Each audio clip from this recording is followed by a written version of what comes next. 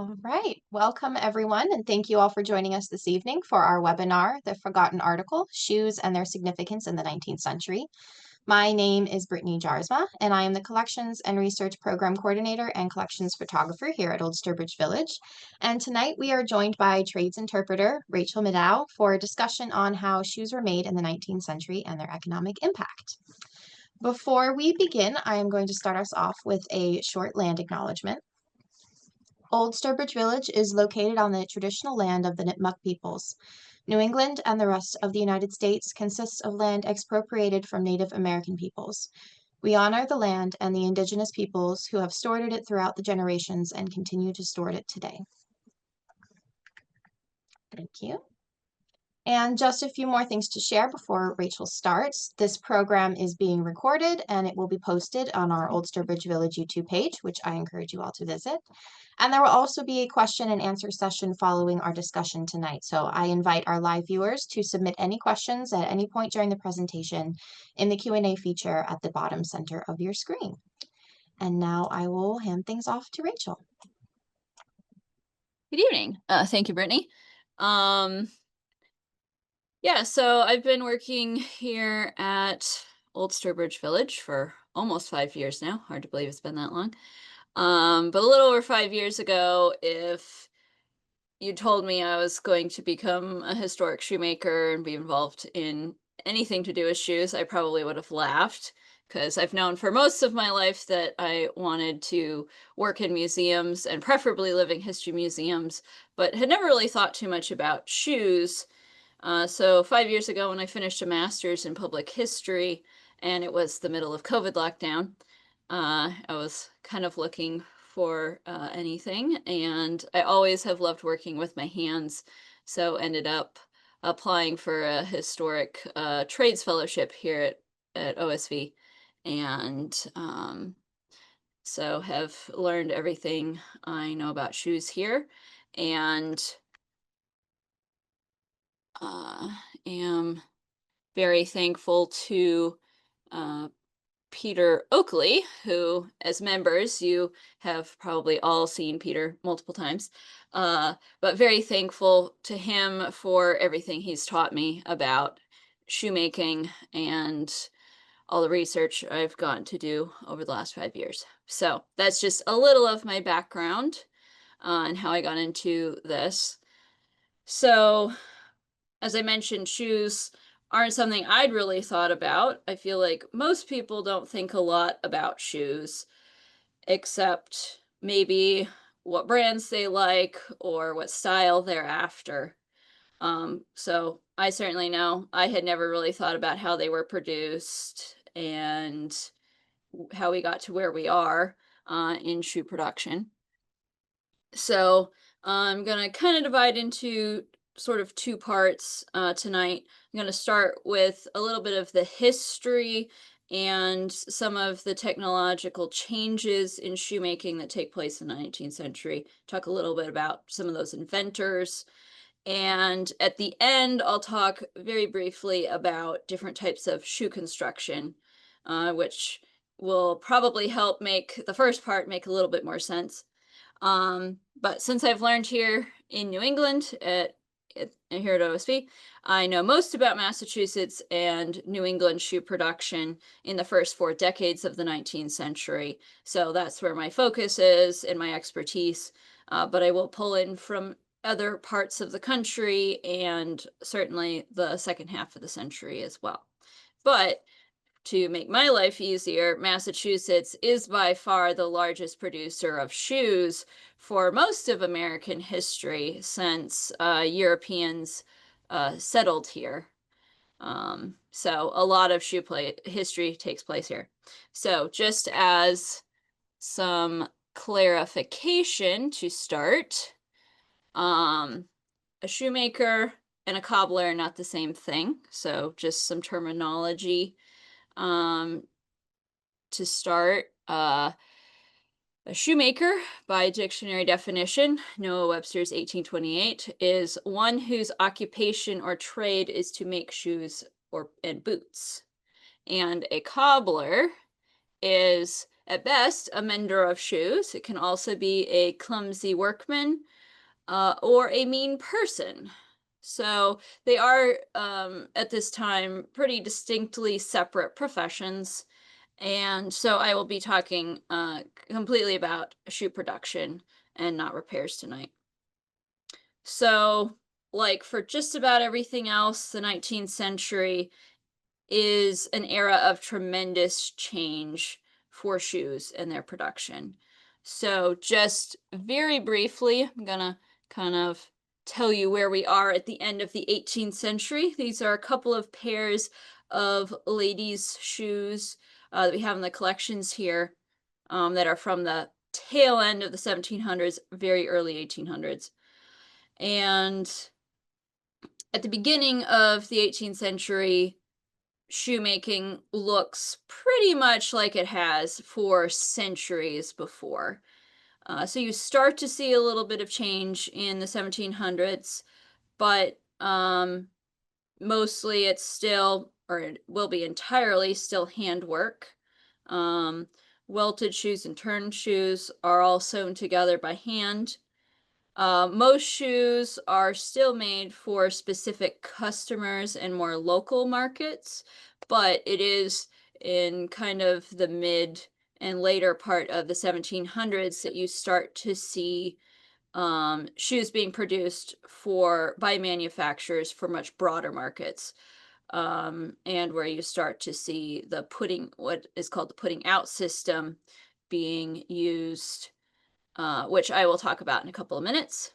You're mostly seeing men working in the trade, but starting to see women entering it a bit more as well around 1780-ish. And at that point, these ladies would have still been related to shoemakers, so they're not getting paid separately. They'd be stitching shoe uppers together just to speed up their male shoemaking relatives, which of course then means they're all making more money.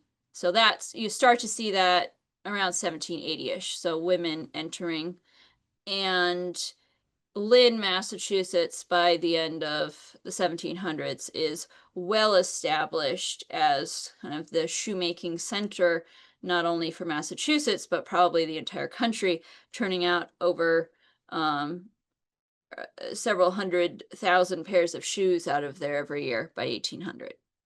So that's just a little bit of background for where we stand at the end of the 18th century.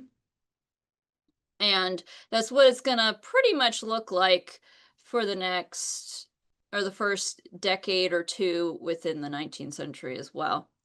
So where shoes are being made, I mentioned mostly Massachusetts, but you're also seeing New York and Philadelphia as big shoemaking or manufacturing centers as well. So mostly urban places along the Atlantic seaboard that allows for easy transportation of shoes and materials in and out, which is very important before the railroad comes along. And then we'll see some shifts with that.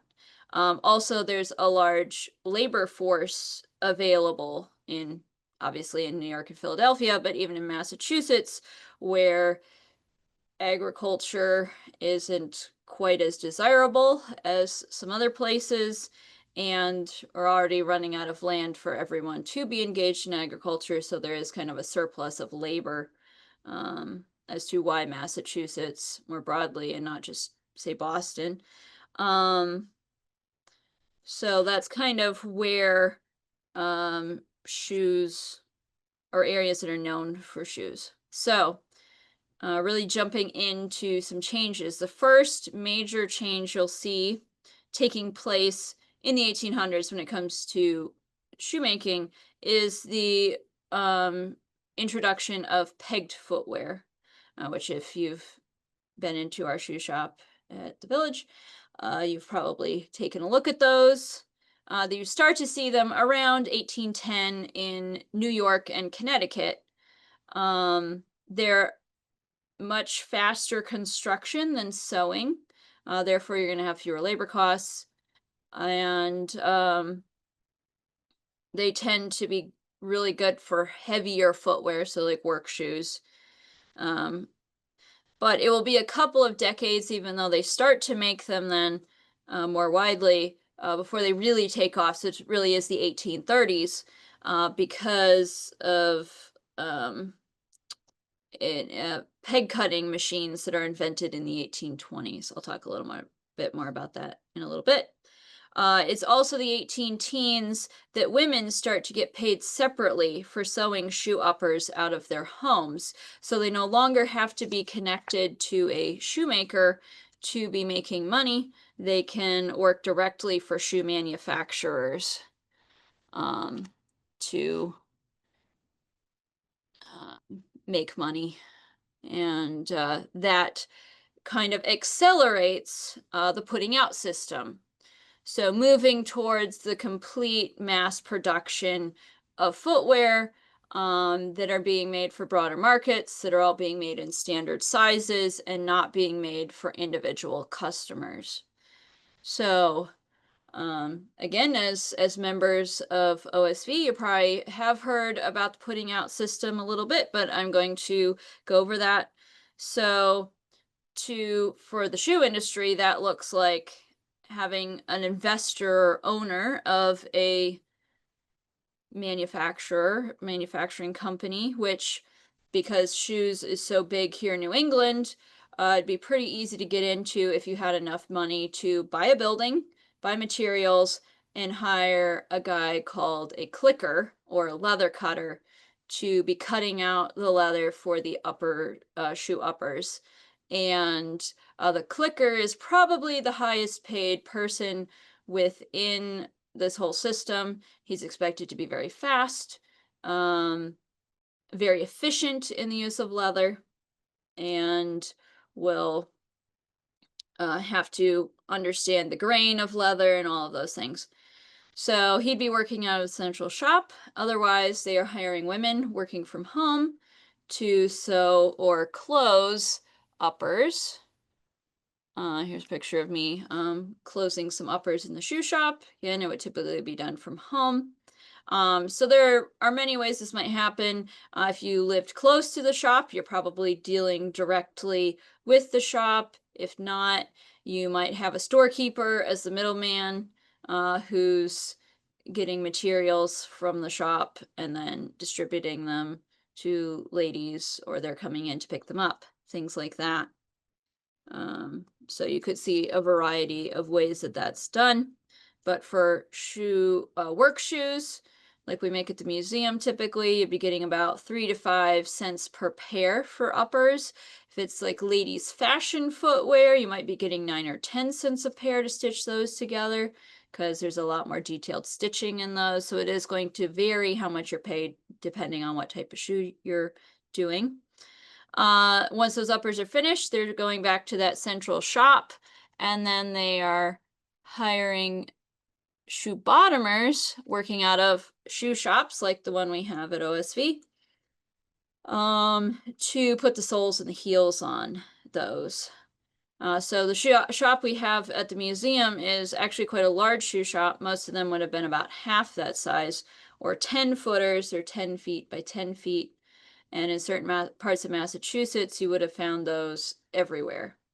Most shoe bottomers are younger men in their teens and 20s who are either waiting to inherit property somewhere out here or saving up money to move west and buy themselves a farm. So a lot of those guys will end up back in in agriculture. So it's not usually a lifelong career, maybe 10, 15 years tops that they're doing that. And you need about 3 months of training to learn how to bottom a shoe.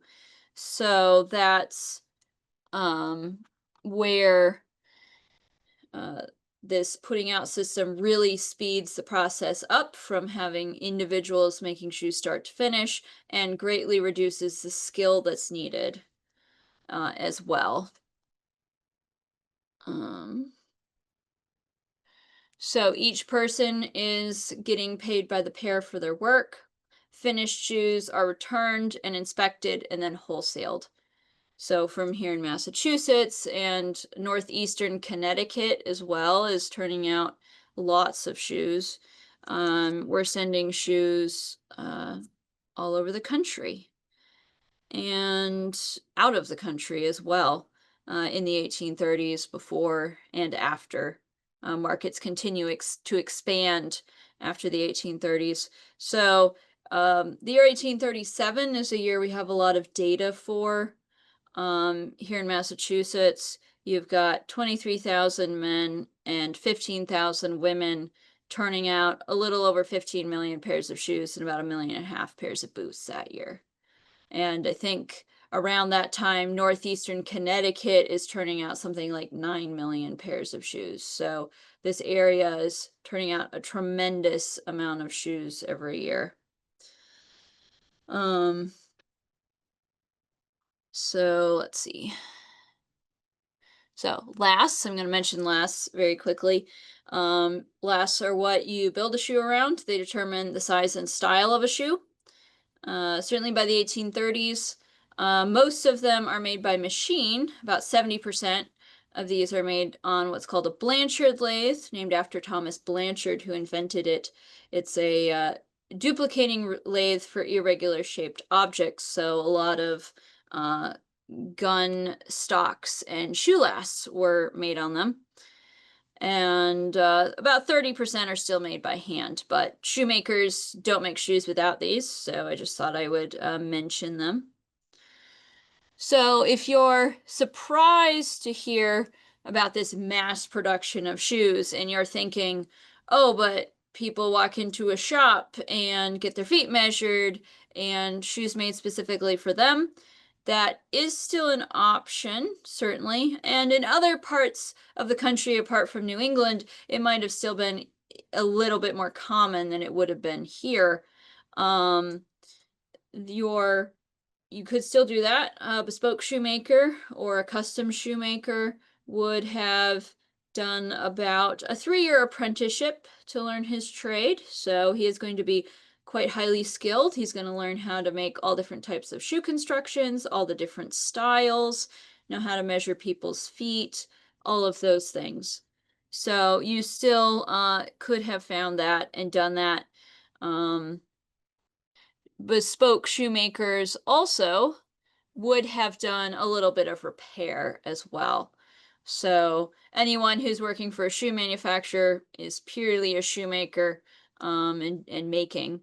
But bespoke shoemakers, as you can see, looking at the page of this account book, this is out of the account book of Simeon Allen, who was the bespoke shoemaker here in the actual town of Sturbridge, Massachusetts in the 1830s. He's near the end of his career at that time. But you can see at the top, to mending one shoe, to tapping, patching your boots. So that's a type of repair. And then the next is to making wife's shoes. So there is a good mix of making and mending, but a bespoke shoemaker is still focused on making. So if you're also thinking, well, what about an itinerant shoemaker? Probably the most famous example where you hear about that, at least in literature, is Laura Ingalls Wilder's Farmer Boy, where it's talking about her husband Almanzo growing up in upstate New York, well, after the 1830s, and having a bespoke shoemaker or itinerant shoemaker coming and making them shoes. You would have seen that not much in New England at all by this point, but very, very rural areas. So say out west, parts of the South, obviously upstate New York, very rural areas, you would have still seen that a little bit, but only in extremely rural areas would that have been at all seen or common. So, jumping back just a little bit, I mentioned peg cutting machines earlier, which kind of explodes the making of pegged shoes.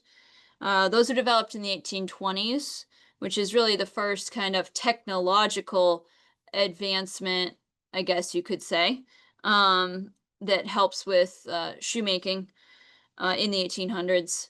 And before that, if you're pegging a shoe together, you need about 150 to 200 pegs to make a shoe, and you'd be cutting those by hand. You'd have a plane that would cut the points into the pegs, but you're still splitting them all apart. So you're not really going to see that too much until they're readily available.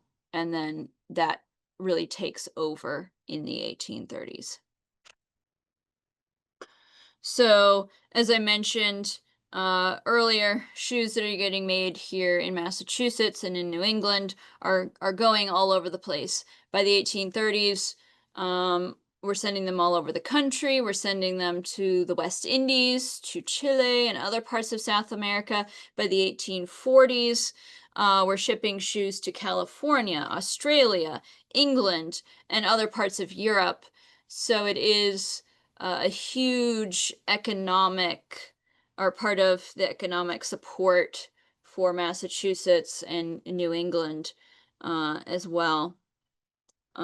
Shoes are also one of the biggest connections or easiest connections you can see to slavery, as we're making millions of pairs of what were called and I say this in quotes because obviously we don't use this term now, but Negro shoes or slave shoes, which were being sent to the southern states and the West Indies to be worn by the enslaved there. So a lot of people are making their livings off of slavery here. So up until about 1860, most shoes that you see being made in the country, other than on a bespoke level, are coming from Massachusetts, New York, New Jersey, Pennsylvania, and Connecticut. Labor was still the chief factor in location. Um, as the East does have much more of a surplus of labor available for manufacturing. Also, you have a lot more of the skill that is here or on the Eastern seaboard than in the frontier areas where people are just trying to um, settle the land and survive. So the advent of the railroad did bring changes for the shoe industry as far as the transportation of shoes, but also for the transportation and concentration of people, more in the heart of the country, or what we now think of as the Midwest. So you start to see large cities like Chicago, Detroit, St. Louis, all the cities in Ohio, growing very rapidly. So the seaboard, Atlantic seaboard cities no longer have the same advantages, and to a degree that will start to affect where shoes are made. But prior to the Civil War, the Midwest is almost entirely focused on agriculture, and those large cities are mostly supporting the agricultural regions around them and don't have too much of a surplus of labor for manufacturing. So you're not going to see that until really around the Civil War time. Um, some of the changes also that lead to, or some of the things that also lead to changes around the 1860s is where supplies are coming from. You're starting to see a shift in like where leather is being tanned. You start to see a lot of tanneries in the southern states and more, Midwest or Western states. Um, so that's kind of a shift, which obviously things can still move pretty easily, so that doesn't have to define that. But also, as the population is shifting, some of the market is shifting as well as far as where we're sending goods. Um, Also, around the 1860s is when you get shoe factories for the first time. So late 1850s, 1860s, because by that point, which I'll get to in a minute, we've had enough technological advancement that there's now reasons to have factories instead of people owning their own hand tools and working out of little shops or from home. So by the late 1860s, you do really start to see a shift in shoe production out of Massachusetts into more of the Midwest. That doesn't really mean that it's dropping significantly. I think up until about 1880s, it holds pretty steady in Massachusetts as far as shoe production, but you are seeing shoe factories in places like Rochester, Cincinnati, Detroit, Chicago, St. Louis, and Milwaukee. Um, so you can see in these tables here kind of where shoemaking is concentrated um, for the second half of the 19th century and into the early 20th century, and how much it is still focused in Massachusetts, even well into the 20th century, still the largest producers. Um, yeah, so, but as you can see, the shifts do take place with like places like Missouri, Illinois, New Hampshire, Ohio, seeing some of the largest increases in production. But by 1900, New Hampshire actually has the largest concentration of its population specialized in shoe production at around 15% of the population of New Hampshire. So another thing that happens that kind of starts to shift where shoes are produced within the country is the financial panic of 1873. Kind of leveled out the investment playing field for the shoe industry a bit. As before the Civil War, most financial investment for shoemaking is coming out of Boston. But with the panic, that kind of evens out a bit, and you start to see more financial investors based in other parts of the country as well. And with the panic and that shift, it's around that time that New England turns to the export market for shoes to try to keep up um, as well. So they're going to be more focused on sending shoes out of the country than they were before.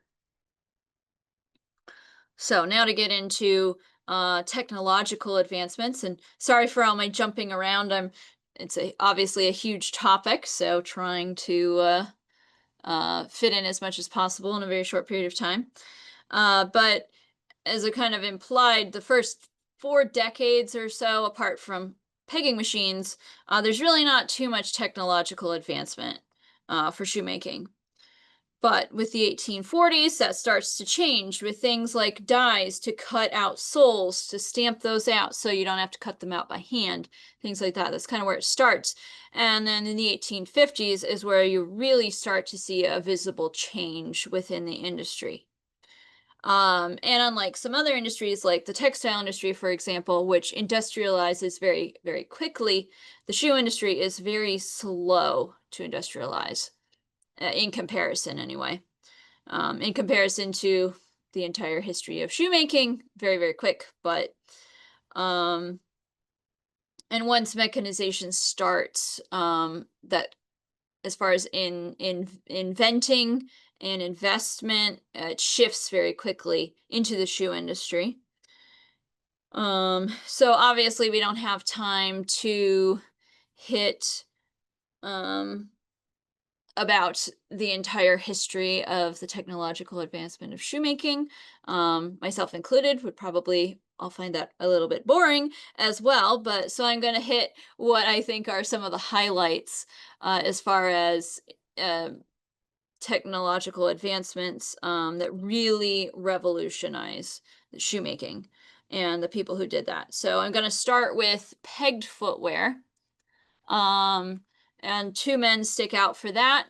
Benjamin Franklin Sturtevant, which this picture is of him. I couldn't find one of Elmer Townsend, but B.F. Sturtevant is best remembered for his inventions in the areas of fans, blowers, and heating systems.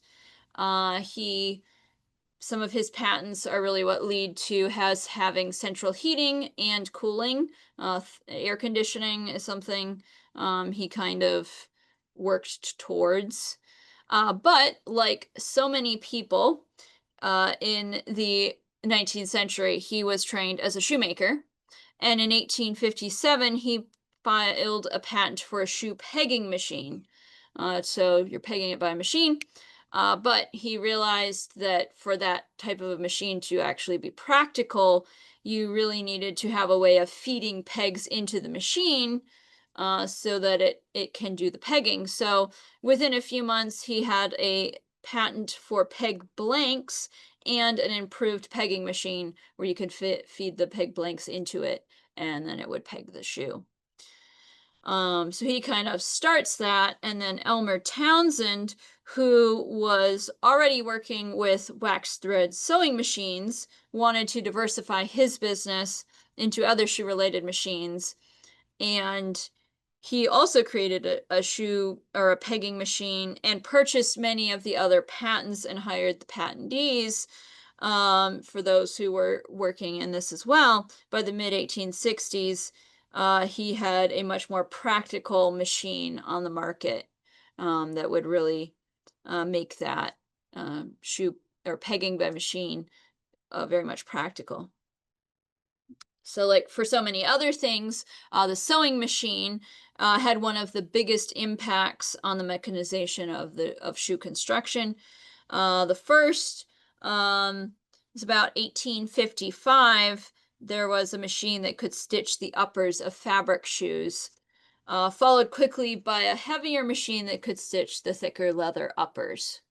And just a couple years after that, you're going to have a machine that will stitch a sole on, which really is going to speed up and revolutionize shoemaking.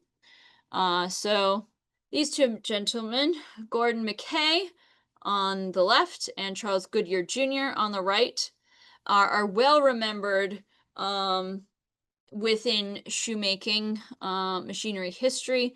The Mackay Stitcher and the Goodyear Welt. But like so many things, they didn't start off or they didn't invent the machines they're remembered for. They improved them. So in 1858, a man by the name of Lyman Reed Blake patented a useful but still not well functioning machine that could stitch an upper to the inner sole of a shoe. And Gordon Mackay, who was a self-taught civil engineer and businessman, was seeing a future in shoe machinery and promise in Blake's machine, so he purchased his patent and improved upon it, submitting a new patent in 1862, which would become well known as the Mackay Stitcher and certainly revolutionizes the shoe industry. So shoes could now be stitched together relatively quickly, and therefore labor costs dropped. The machine still had its limits and downsides, one of which was it stitched directly into where your foot was going to be. So those stitches were sitting on top of the inner sole so your foot could feel them. With time, other machine was introduced that would kind of push those stitches down and then put a sock liner in over it. So it'd be probably a little bit more comfortable. Probably not, I'm sure it probably wasn't very uncomfortable to begin with, but so there's that machine. And then there is the machine that would later on in the 19th century really take over from the Mackay Stitcher is the concept for the machine that would become known as the Goodyear Welt machine, which allows for you to stitch around the outside of the sole, so outside of where your foot is.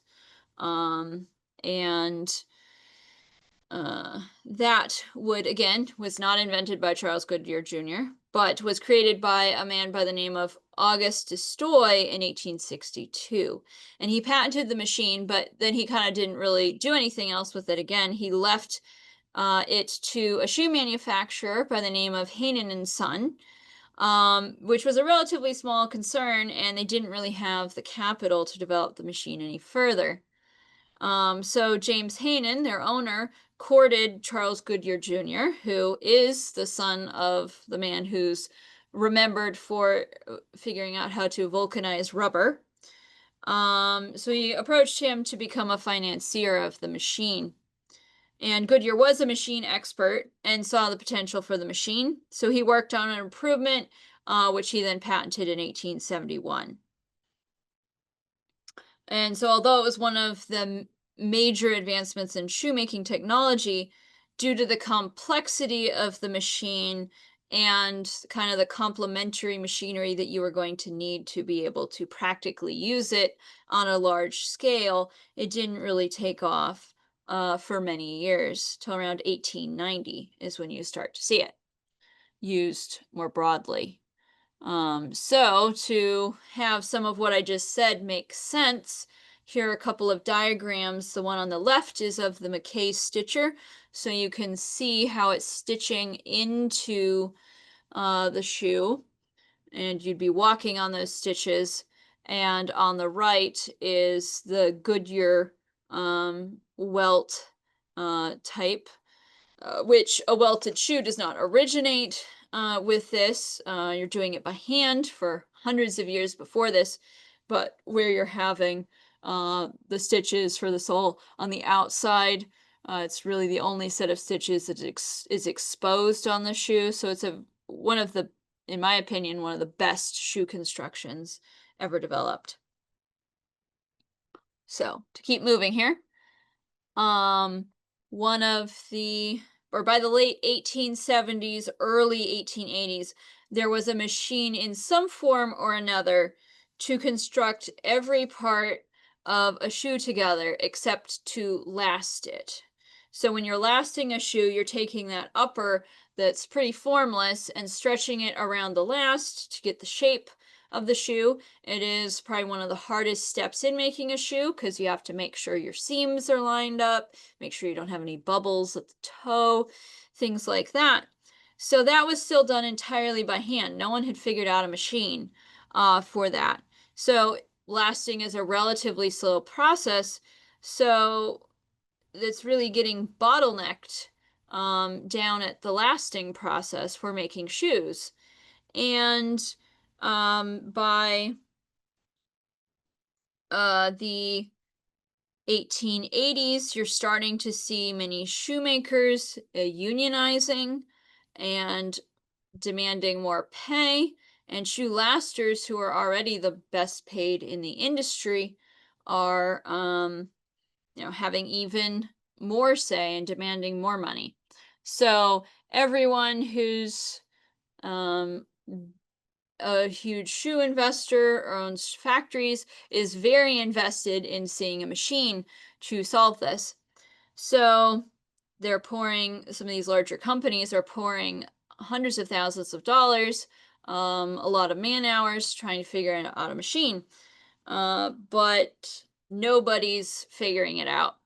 And the man who would figure it out had no backing from any of these people.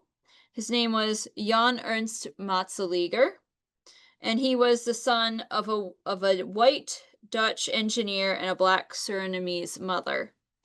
And he was, by the few people who remember him, which isn't too many, uh, they think that he should have a place in remembrance of Yankee ingenuity that Eli Whitney has and Elias Howe have.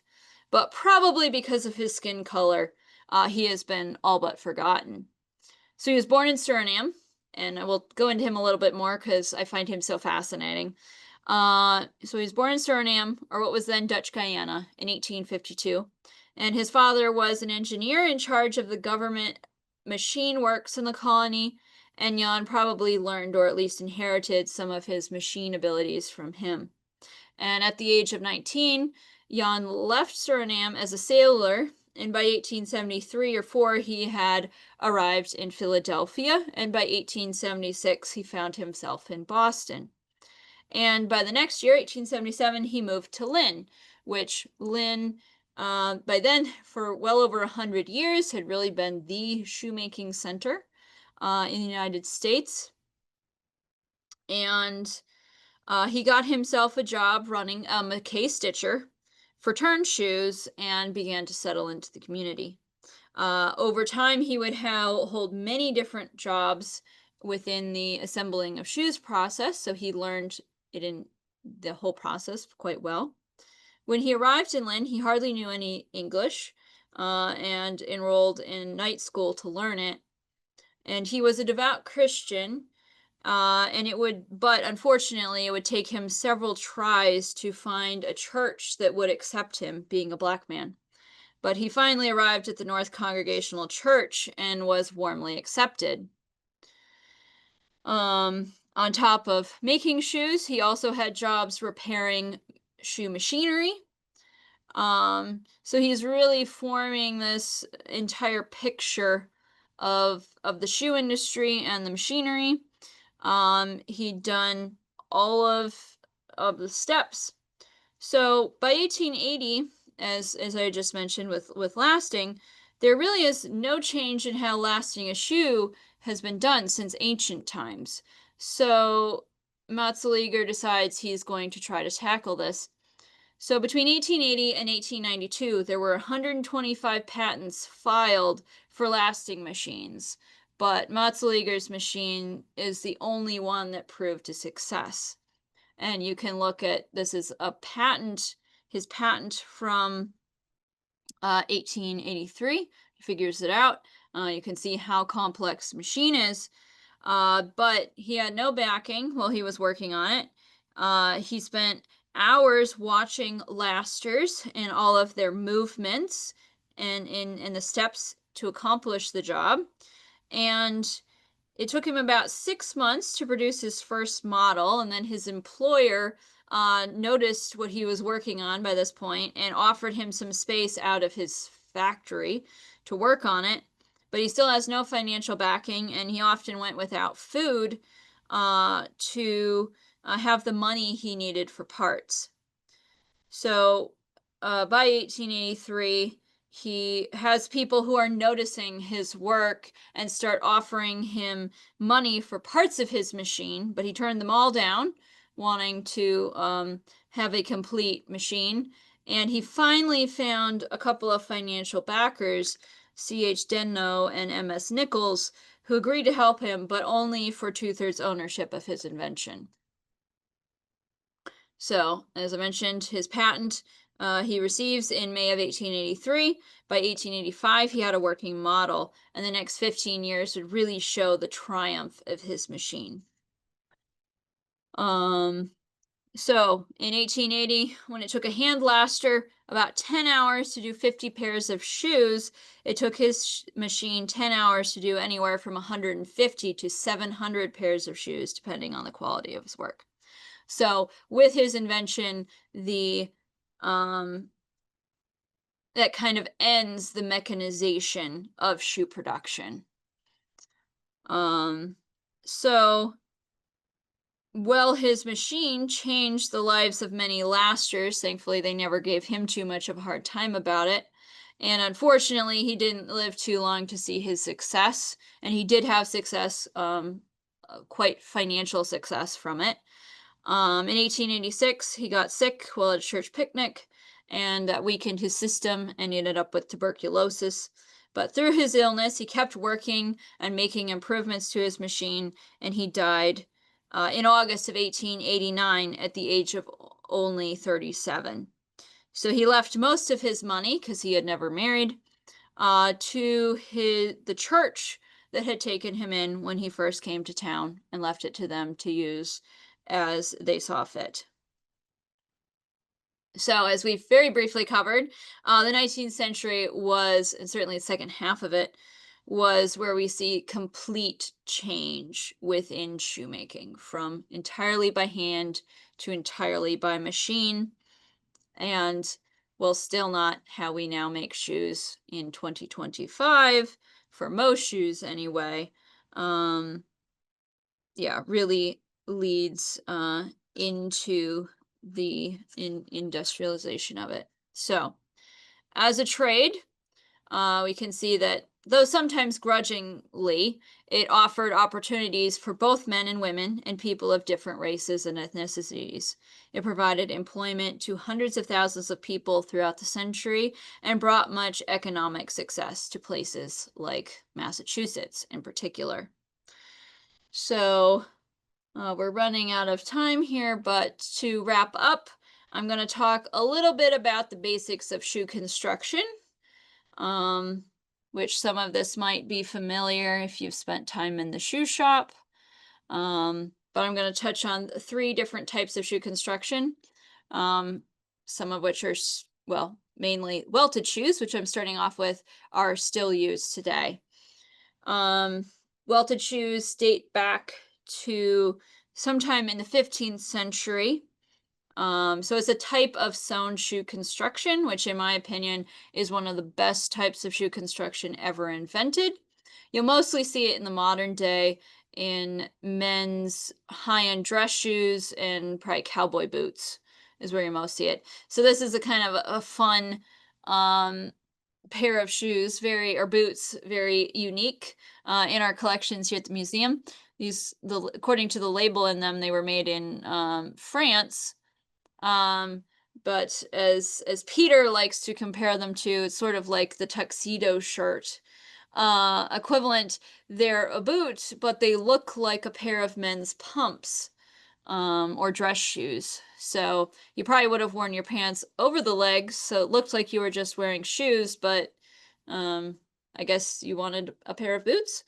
Uh, so welted shoes, are just kind of briefly going through this on the left, showing how you prep the inner sole of the shoe to be able to stitch it together, skipping a whole bunch of steps. Here on the right, you can see the upper's been attached. It's about halfway through the soling process. The welt is the little strip of leather on the outer edge. So here you can see in the middle picture where the tacks are, that's the welt. And you're sewing through that to attach the outer sole. So the only set of stitches in this shoe, in the soling, are those that are on the outside of the shoe. So it's easy to repair. And it's usually used for medium to heavier footwear. So you can see the finished pair of shoes there, those stitches running around the outer edge. So again, a lot of men's dress shoes, even in the modern day, they try to make them look like they're welted, even if they're not. But again, if you're spending enough money on them, they probably are. So pegged shoes is the second type. As we discussed earlier, dates to around the 18 teens, really takes off in the 1830s. Uppers for peg shoes is going to be exactly the same as for a welted shoe. So these are a couple pairs in our collections. The ones on the right we just recently acquired. You prep the inner sole very differently. You don't have to poke holes for stitching and all of that. So just kind of tack everything in place. The middle there, you can see it's pegged. The upper's been pegged to the inner sole. You kind of fill it in and then peg on the outer sole of the shoe. So much faster construction than welting. Again, you can repair these as well. You can't repair them as long as welted shoes or other types of sewn shoe constructions because you'll eventually run out of things to repeg them into. Also, you have to be having at least medium to heavier footwear. So light, delicate shoes you can't peg. There's not enough layers to do that. But this would be another type. And then the last one is turned shoes. So here's some finished peg shoes. So turned shoes are shoes that you're making inside out on a last. So it's going to be light to medium footwear. So a lot of ladies' fashion footwear. Men's fashion shoes as well would often be turned. So you can see here how this is just a mock-up I did for a pair of ladies' shoes. Um, they're inside out on the last. You take them off the last, typically wet them if they're leather, flip them and put them back on the last, like on the picture on the right here. Um, and so they usually have one layer of sole, going to be very delicate shoes. And one of their big sides is that they're not really repairable because you only have one layer. You probably could, if you want, if the upper was in good shape, take off the sole and put on a new one, but much harder to repair. And then just finishing real quick here, you would also have seen overshoes, as particularly for those turn shoes. You see how delicate they are, mostly going to be worn inside, but you would have had rubber, like on the left side, wooden and leather overshoes that you would have found that people would have worn over their other shoes. And I didn't really mention kids' shoes because they're pretty much the same, but here are a couple pictures of some kids' shoes from our collections here at the museum. Um, Children's shoes, at least from the part of the century I know much about, would have pretty much looked like what their parents are wearing. They're just smaller. And to end, if you thought shoes, because you were doing them all by hand, were all going to be very simple or not that exciting, think again. These are some kind of fun examples of shoes we have in our collections here at the museum. The ones on the left, I believe, are old enough that they must have been stitched by hand. Basically, someone cut out the leather and stitched on the red underneath the leather. The pair in the middle, I'm actually working on reproducing those very, very slowly. I'm a little stalled on that, but you're stitching, it has stitched on the stripes there. And if you think sequins are a relatively new thing, they are actually quite old. This pair of shoes on the right is from probably around the 1850s, and all of those were stitched on by hand. So some of these shoes that are very unique, ladies probably wanted them and maybe went to a bespoke shoemaker and got them to cut out the uppers for them. They took them home, stitched them together, and brought them back, and he would have bottomed them. So, in conclusion, as you can see, we just scratched the surface on this. There's so much more, but footwear has a very rich and important history. It's an article of clothing that we all use. It's been the financial success of many and a ruin of a few, and certainly brought economic prosperity to certain regions of the country over time. And it was a place that both men and women could excel and be recognized for their work. So I want to thank you all for tuning in, and I want to give a special thanks to, again, to Peter for everything I've learned from him, and for Old Sturbridge Village for hosting me and having a place for me to learn. And I'd like to thank Brittany for a bunch of pictures and for hosting tonight. Wonderful. Thank you so much, Rachel, for that presentation. So we have a few minutes left for some questions. And if you guys think of any, feel free to put some in the Q&A box at the bottom of your screen. We have one from Beth Houston. Were last manufactured in New England? Yes. So I don't know too much about the history of glass making. That's something that very soon I'm wanting to do a lot more research on, because they have been kind of expanding into glass making. But yes, I do know that they would have been made here in New England, and you certainly with the people who are still cutting glass by hand, that would have been a pretty local thing. But it is its own profession, and yes, it's done here in New England. And thank you. This one might be hard. Was there a reason why Massachusetts was a center for shoemaking in the early 19th century? Yeah, so it is a very hard question to answer. And I've tried to find an answer for that as far as why specifically Massachusetts. But there Mm, are many things at play, a couple of which I mentioned was like it is close to the coast, so easy to get stuff in and out. mm. It is a big dairy industry pretty early on here, so access to leather. Um, and surplus of labor. And also, it's very early on in Massachusetts' history that we have some pretty highly skilled shoemakers who immigrate here. Mm. So even like the Plymouth colony was planning to make shoemaker or shoes for their proprietors back in England, but their shoemaker died the first winter, so that Oh never no. got anywhere. But in the early 1700s, you start to see some shoemakers coming here who are the ones who kind of start moving it towards more mass production. Um, yeah, so all of those things kind of together, I guess, are reasons, but why exactly here? Um, yeah, don't have a solid answer for that. Awesome. Thank you. Jared would like you to remind us of the name of the lathe that reproduced the last.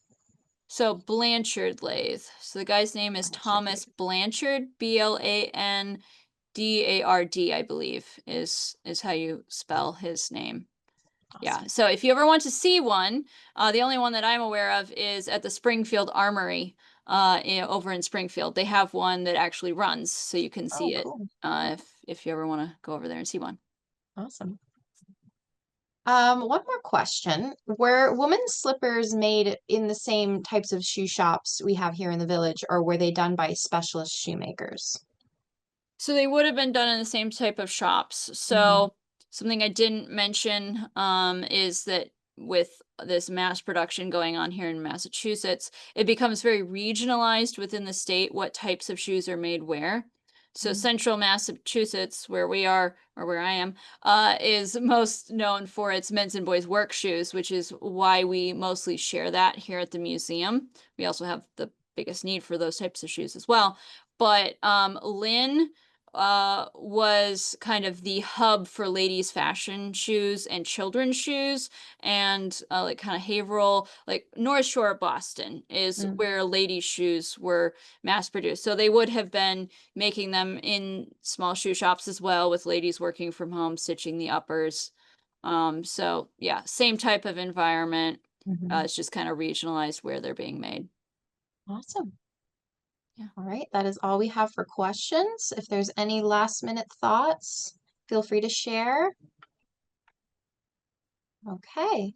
Well, if you did not catch the entire program or you would like to share it, a recording of the webinar will be sent to our members in the following week and it will be uploaded to our Old Sturbridge YouTube page. So thank you all again for joining us and thank you again, Rachel, for the wonderful presentation. I hope you guys all have a great evening. Good night. Good night.